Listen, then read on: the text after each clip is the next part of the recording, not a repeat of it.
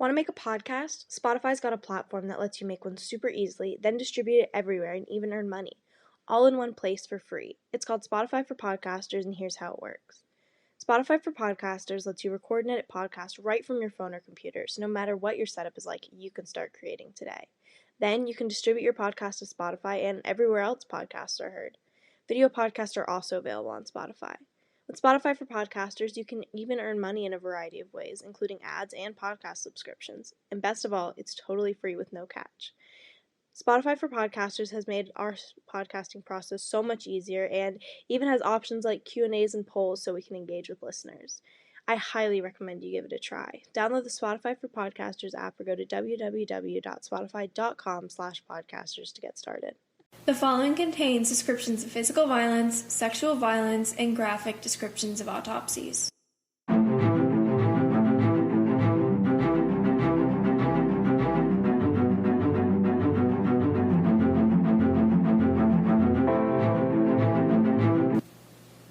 Hi listeners, this is episode 14 of TGIC Podcast. I'm Jillian. And I'm Izzy. Today we will be covering our first serial killer case. We chose not to do this case before because we were unsure about how to tell the story, so we'll be doing a little bit of a different format today. For suspense purposes, we'll be starting off with talking about the victims and end the episode with an in-depth serial killer profile. So let's get right into it. So, from 1982 to 1984, over 20 men and teenage boys went missing throughout multiple states in the Midwest and southern United States. Many of these cases had similar MOs, likely because they were victims of rampant serial killer or multiple killers functioning throughout the United States. All victims were young men ranging from 14 to 30, and they were all brutally murdered in varying ways. However, they all had one very specific thing in common. Their bodies were all discarded right off the interstate in a forest or deserted area, deeming these brutal murders the interstate killings. Hey guys, so this is just a really quick editor's note from Izzy. I just wanted to tell you that this episode is a lot more serious, especially in the beginning, than other episodes, and it's a lot more graphic than the ones we've done prior. And the format we're doing is basically that we're going to be listing all 19 or more of the victims of the serial killer at the beginning, and I just wanted to let you know that if you want to skip ahead to where we get more to talking about a more generalized version of this and talking about the serial killer himself, you can easily skip forward to the timestamp of 12:25 if you would not like to hear these very gruesome descriptions of victims. Thanks, guys. Okay, so now we're going to get right into the timeline. So, sticking with a different format for today's episode, we'll have a timeline that mainly consists of the victims' names, ages, and manners of death, and sadly for some of these victims that was not truly applicable, but we got as much information on each of them that was possible. And also, since all of these cases were not really high profile, I guess, is that how you would say it? Yeah, I guess it's just a little bit more underdone compared to some serial killers. Like, everyone knows Ted Bundy, but this serial killer was a little bit, not as well known, so a lot of these victims are a lot less known as well. Yeah, so let's get right into it. So October 12th of 1982, we're going to be talking about Craig Townsend. He was actually one of the only attempted murders by this serial killer. He was 21 years old, and he basically remembers a very small amount of what happened to him. So he remembers being lured into a car by an unnamed man. Basically, we know that the serial killer basically would say, hey, I can drive you to this place, so just get into my car. Kind of luring them to be, hitchhikers in a way. Yeah, that makes sense. So he was drugged, beaten, sexually assaulted, and dumped in a field completely exposed. And by exposed, I mean he was completely naked. And he survived, but he had very extensive injuries, and he almost died, not only because of the injuries, but because he also got hypothermia from being literally unconscious in a field for 8 hours. That's terrible. So our next victim was found on March 22nd of 1982, and his name was Jay Reynolds. He was 26 years old.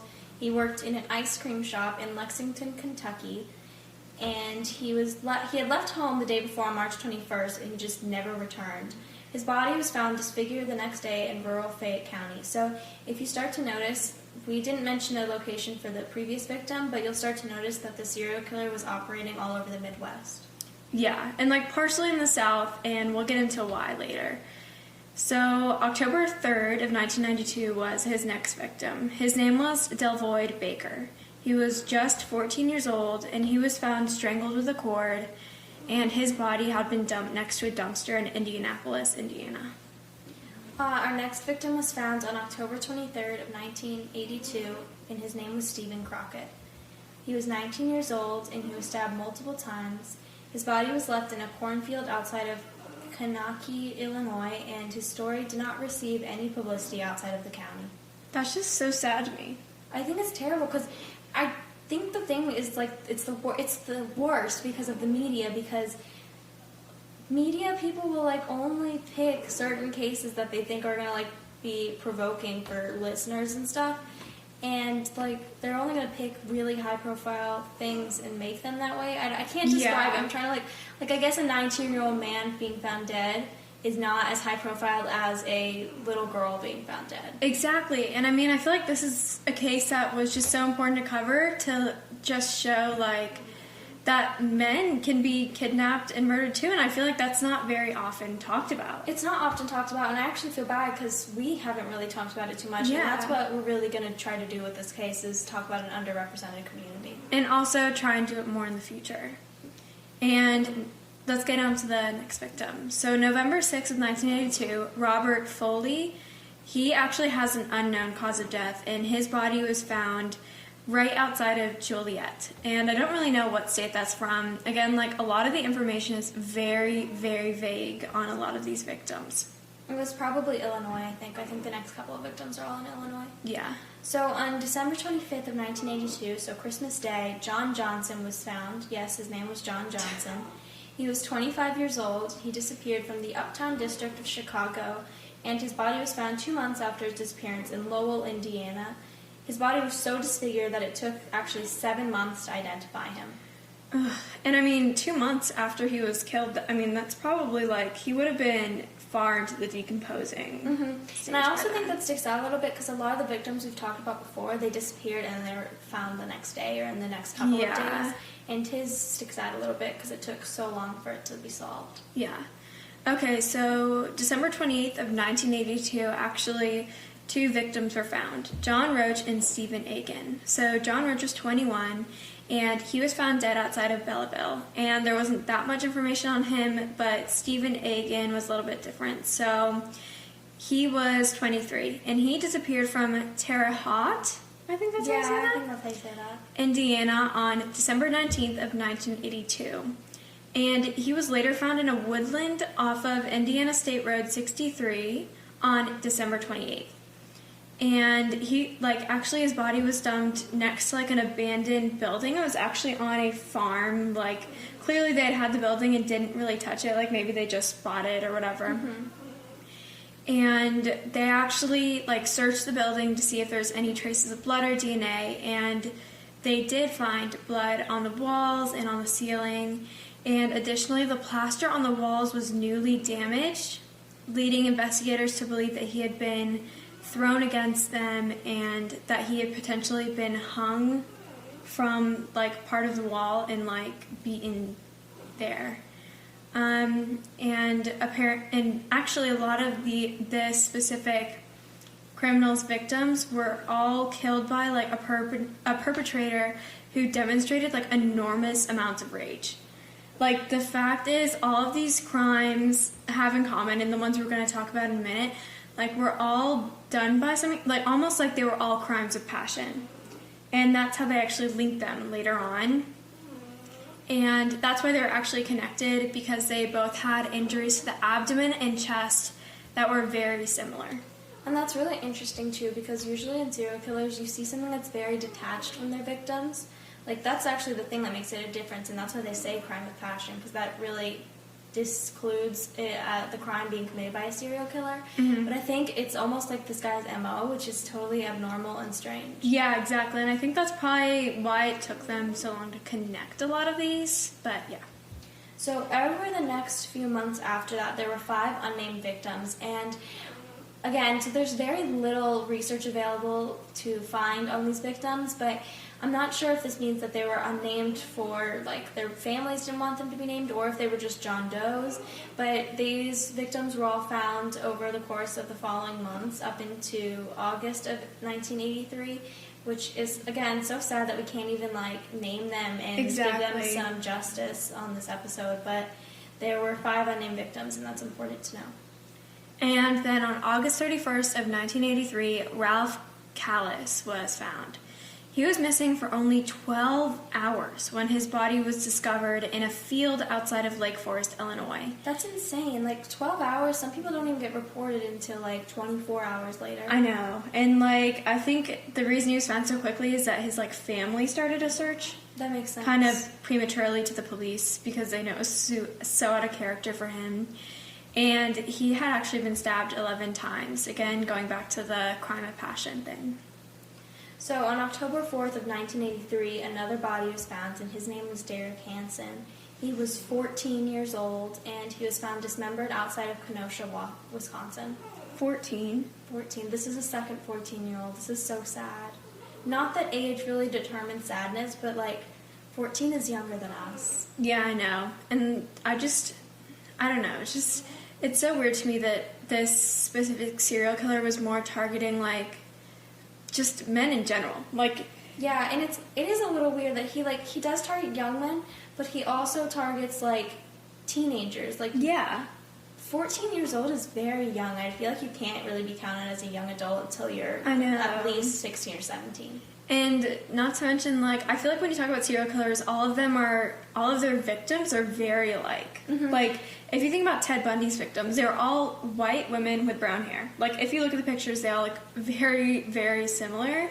And that's alike to a lot of other serial killers. I just think this is... Yeah, and I think this guy did almost have a type. A lot of them were, like, bigger-looking guys, and they were often in their 20s, but there's a couple that just stick out to me, like 14 years old. Like, 14 years old is, like, you're basically, like, pre-puberty still when you're a guy. Yeah. And, like, you're going to look, like, tiny, like a kid, and, like, that's a whole nother type of victim profile. Exactly. And so October 15th of 1983, another John Doe was found, and he still hasn't been identified. That's insane. So 3 days later, only 3 days later, October 18th of 1983, there were 4 bodies found. And the 4 bodies were found, like, dumped together in an abandoned farm in Newton County, Indiana. They all had signs of rape, and one of their heads had actually been decapitated off of them. December 5th of 1983, another John Doe was found. On December 7th of 1983, Richard Wayne and another John Doe were found, and they'd both been found dead outside of Indianapolis. Okay, so that is the extent to which of the victims we can really cover due to the fact that, like we said, there was very limited information on all of them. And I mean, we just thought it was, like, really important to include as many names and as much information we could just because, like, it's important. It's important. And keep in mind, there are some supposed victims out there that we couldn't even identify. It's actually said that this serial killer in particular had 19 to 23 victims, which I don't even know how you have, like, a 19 to 20, like, how do you have, like, a range that it could be, but, so there's totally other victims out there that we were unable to identify, which is very sad. Yeah, and I mean, you never know, there could be more, like, it's so, I don't know, it's just so utterly crazy to me.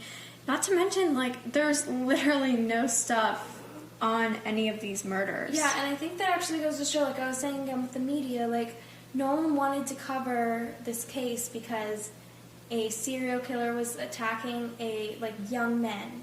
That was not an interest. And he didn't really do anything that was like I'm trying to think of an example. Like, it wasn't he wasn't like a cannibal, so it didn't stick out to anybody. Exactly. Like, they were all murders that were done that were just, I guess they weren't, like, this is not a good phrasing, but, like, trademarked in a way. No, I know what you mean. Like, his MO was not, like, so strange and abnormal that it, like, stuck out. Like, it didn't get a lot of media attention. Like, they all seemed like crimes of passion, but they were all linked together, which I think is personally strange, but it wasn't, like, I guess it wasn't enough to get enough publicity on. Yeah. Okay, so moving away from talking about the victims, let's get into the background of this case and of the criminal himself. So, after these numerous murders, they began connecting motives, cause of death, and victim type.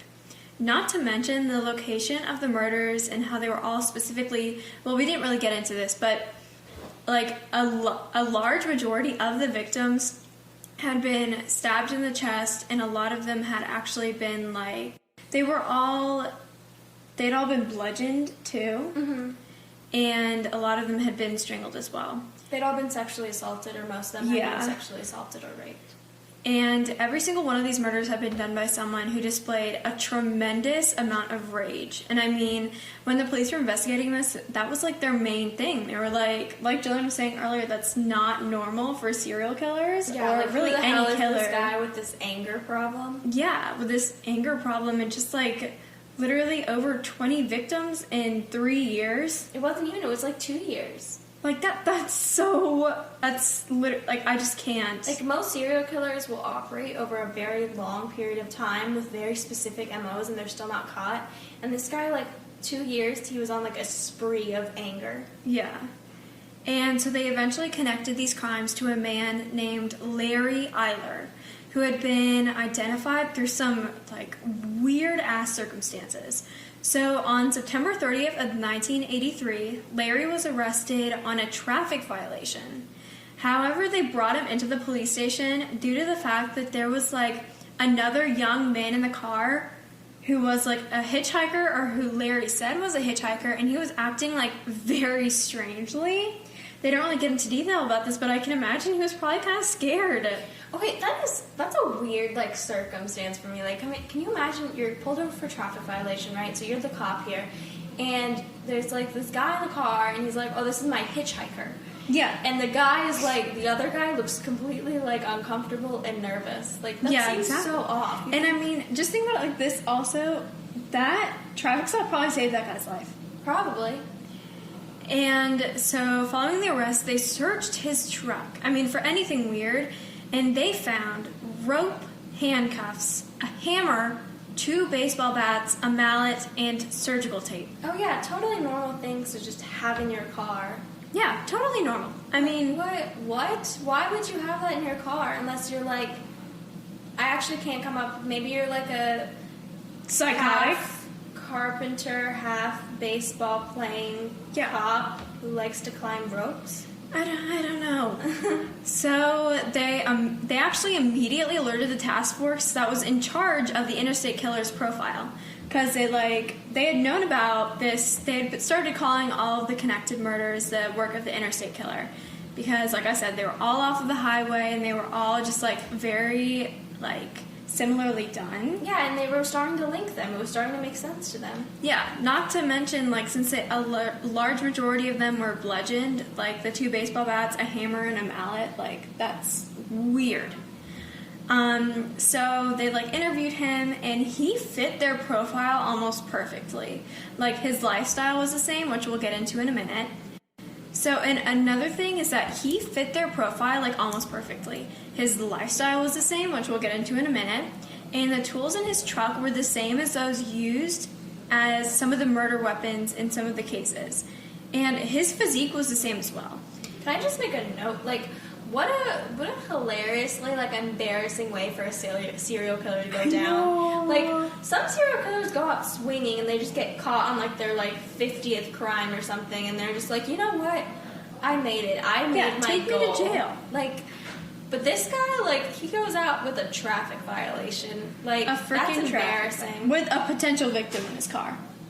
That's embarrassing. It wasn't, like, even, like, the victim was, like, I don't know, like, someone saw the victim and, like, called police. Oh, my God, I think we have the guy. No, this guy, like, literally, what was he doing, speeding? Yeah, I don't even know. That's like, they never even embarrassing. included it.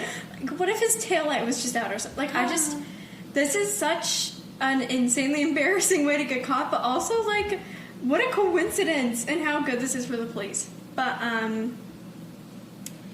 like, they, like, immediately think that they have their guy, and they don't want to release him yet because they were afraid that he would attempt to get rid of evidence or flee. So they just, like, kind of had to keep him there and kind of act like, oh, it's this traffic violation. I was like, yeah. I can't tell you how many times I see them, like, people do that in Law & Order. Yeah. And then eventually when they had, like, talked to the other people, they were like, okay, we need to, like, start actually interviewing this guy on the murders. And they investigated him for, like, I don't know, like, a few days.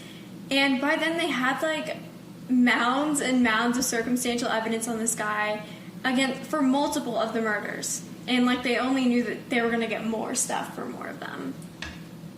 And once, like, these men were all identified and all of his victims, like, he had kind of talked about all of them in a way. Mm-hmm. They knew that there were potentially, like, 19 to 23 of them. And, of course, they kind of had an idea because they had found the victims. And he committed the murders between 1982 to 1984 in Indiana and Illinois and all the surrounding areas. And I think at one point he even got down to, like, Kentucky at one point. I don't know. But he stabbed and most likely raped all of his victims. But he also dismembered a lot of them. And that happened more towards, like, the middle. And, I mean, you hear with, like, a lot of serial killers, maybe they tried to, like, try something different. Yeah, well, they try to work out, like, a very specific MO. Like, it takes, it almost, not to, like, make it sound, like, casual or anything, but it does take practice, I guess. And so they have to build up what they want to do and what their technique is going to be. Again, I'm not, like, justifying that with, like, casual conversation, but, like, they do. They have to, like, build up in a way. Yeah. So we're going to just go ahead and start with a really in-depth profile of Larry Eiler. And so before we start, we're going to call him Larry this entire time because this man deserves to be demeaned, and nothing is more demeaning than having a name like Larry. Yeah, Larry's the worst. Like, you ever seen that Mario Kart character named Larry? Just picture that when we talk about him, because that's what we want you to think. Yeah, because Larry just deserves to be completely humiliated. Exactly. So we're going to call him Larry this entire time. We're really going to rub it in. And while you're listening, I want you to Google a picture of Larry from Mario Kart so you can really just envision this guy. Yeah. Even though he looks nothing like him, but we're going to go with it. All right, so let's start with his childhood. He was born on December 21st of 1952 in Crawfordsville, Indiana.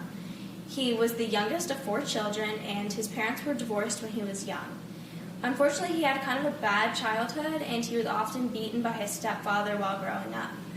And then, in order to, like just to add on to all of this trauma that he was dealing with as a child, during middle and high school, he realized that he was gay, and this was in the 80s, so it's, like, in the Midwest. I can imagine that probably was kind of difficult. I mean, it sounds really difficult.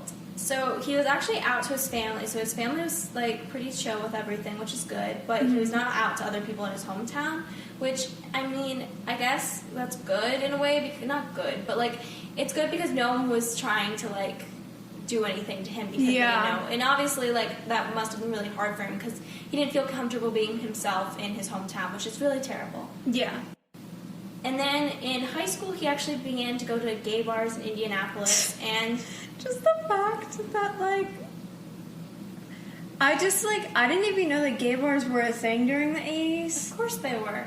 I know, but, like, I don't know. I was very shocked when I heard this part of his little childhood. Yeah, well, so he started to go into these gay bars, and he claimed that this was the first time he felt a sense of community, which honestly is horrifying for anyone who ever talked to him because, like, can you imagine, like, if you're going to these gay bars in Indianapolis in, like, the late 70s, early 80s, and, like, this guy who turns out to be a serial killer who, like, targets, like, big men, like, that's, like, kind of frightening. Like, you could have been his first victim and didn't know exactly. it. Like, all of his friends who were, like, all of his friends who knew him, like, finding this out not that long after this. It's, like, horrifying. It's horrifying.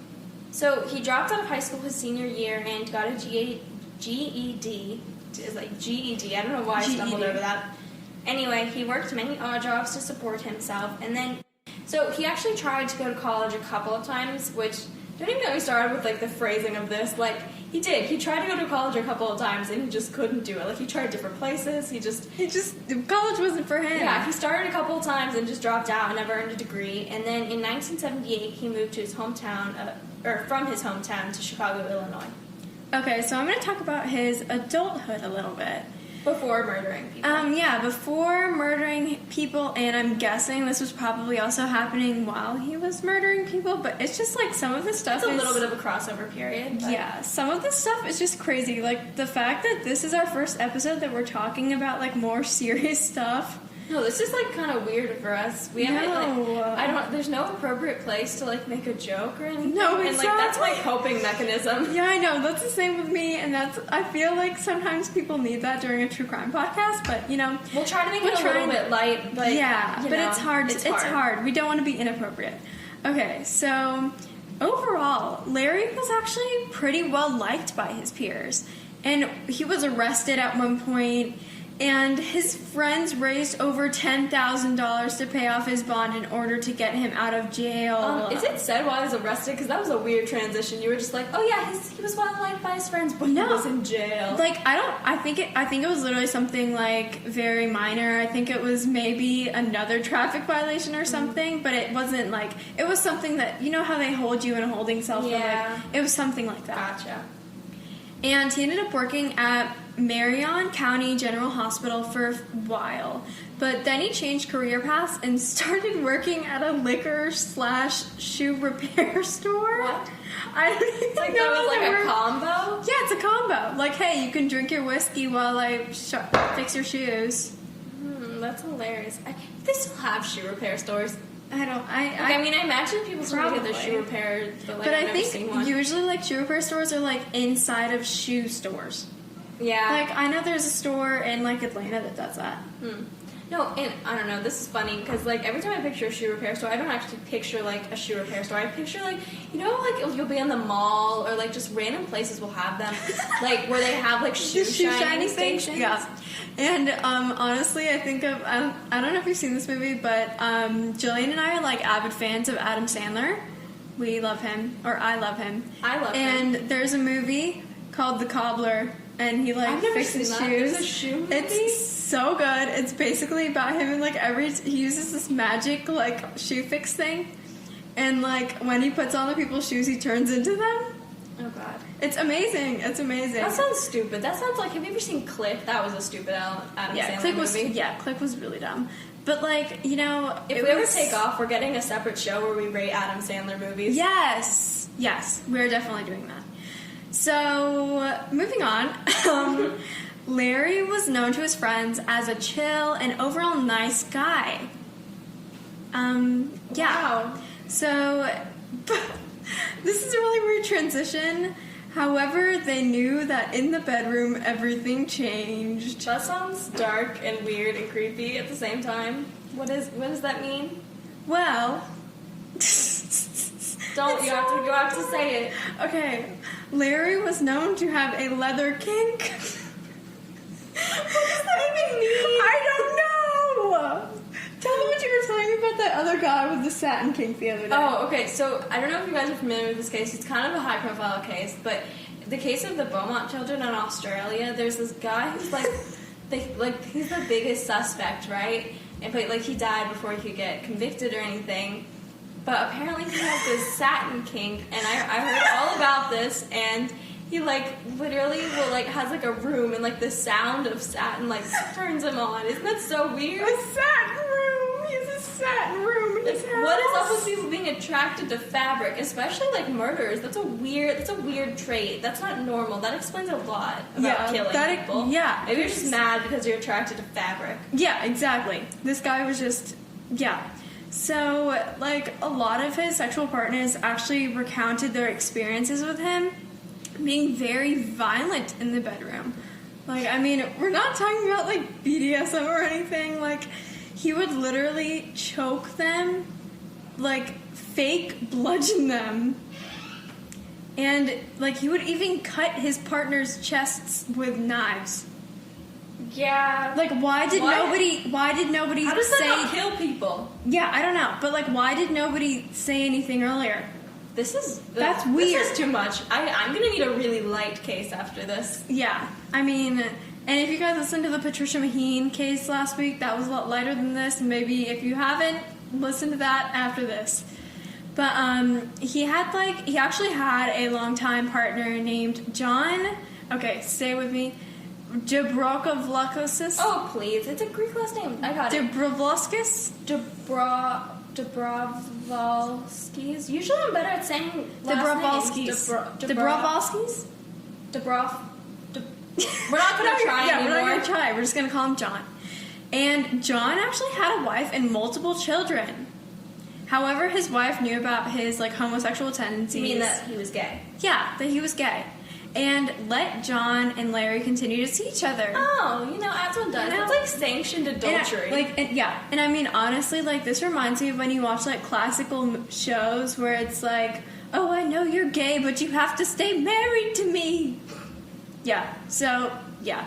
And actually, at one point, Larry lived in their house like a fucking stay-at-home nanny. No, literally, that's there's that, what is that, a trope where people are always concerned, the nanny is gonna, cheat with the husband and, the wife is just gonna be left. No, in this case, it was a shoe repairman cheating. So weird. Yeah. And... he lived there. Yeah, he lived there. With the kids. They were a throuple, but not a throuple. Oh, my God. Okay, and let me just say... We really aren't. We tried to make this case as serious as possible. We just needed to make fun of this guy because he's just the worst. It's too much. Plus, all the victims and stuff, that's so dark, and I feel so sad, but then, we can make fun of this guy because he's a pathetic piece of shit. Yeah, exactly.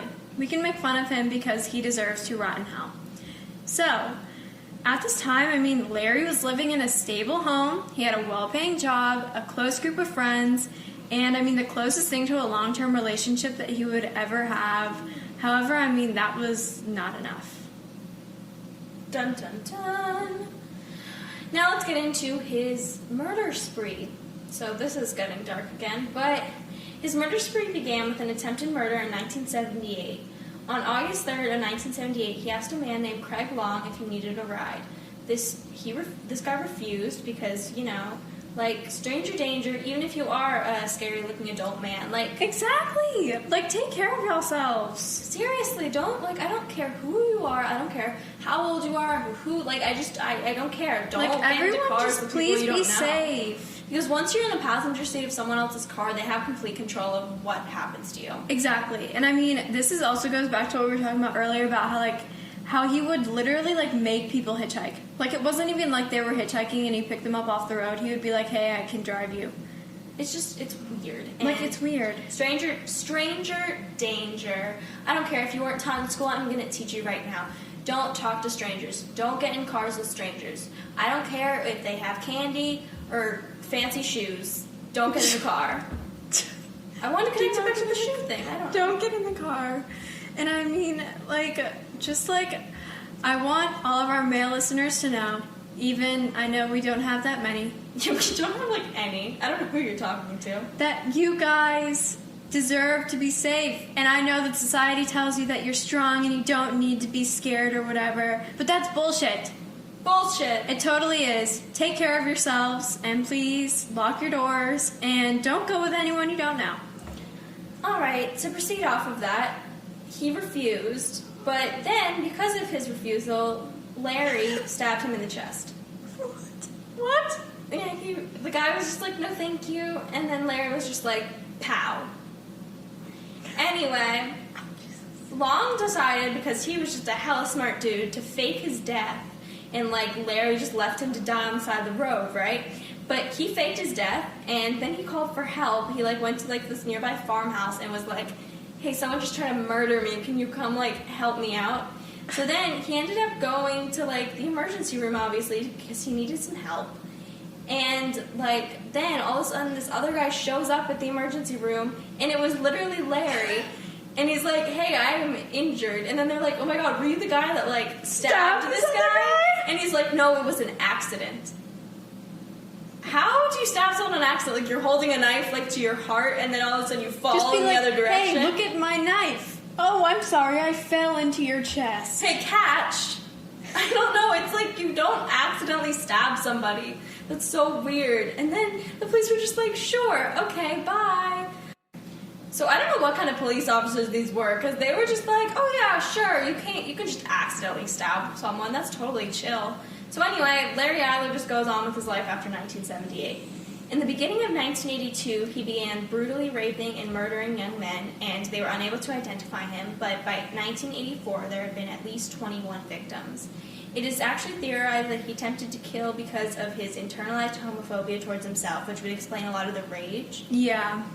And it's a little bit tough to follow, but like I said, like, it was internalized self-hate at himself, but this provoked him to, like, literally kill other people. Like, he was so angry at himself that he wanted to... Like, kind of resented the fact that he was gay. Yeah, and I guess he needed an outlet for his anger, but that's totally does not excuse the fact that he killed. Yeah, that's, like whatsoever. So, I mean, also, like, just the fact that if they would have arrested this guy and, like, at least put him in jail or, like, put him on parole, like, he probably wouldn't have ended up killing that many young men and adult men alike. As much as it's, like, nice to think that it all could have been prevented, what happened, unfortunately, and you'll see at this end of this very episode that he got what he deserved. Yeah.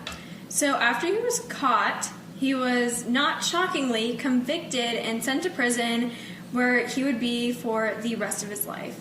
And I'm not actually sure how long he was sentenced for. I'm guessing it was multiple life sentences. But in 1994, he died of AIDS in prison. So he did good. He got the ending he deserved. He was sick and he died in prison. Good riddance. After living in prison for 10 years. I would have liked to see him in prison for a little bit longer, but, you know, good riddance. The world was a better place after Larry Eiler was gone. Yeah. So, this was the extremely dark story of Larry Eiler and all of his victims. Make sure to share all of your thoughts with us on Instagram, tgic.podcast, and our blog. Please check out our blog. Like, we just made it, and we really want to talk to you guys about what you think about our cases. Exactly. That's why we made it. We want you to engage with other listeners, and we want to talk to you about what you think happened in the case. So please go check out our blog. It's linked on our Instagram and on our website. And tune in next week. And I mean, also, just tell us first off how you like this format, because it was something new, and we want to know if you guys want more of this in the future. But yeah, we'll see you guys next week. Bye. Bye.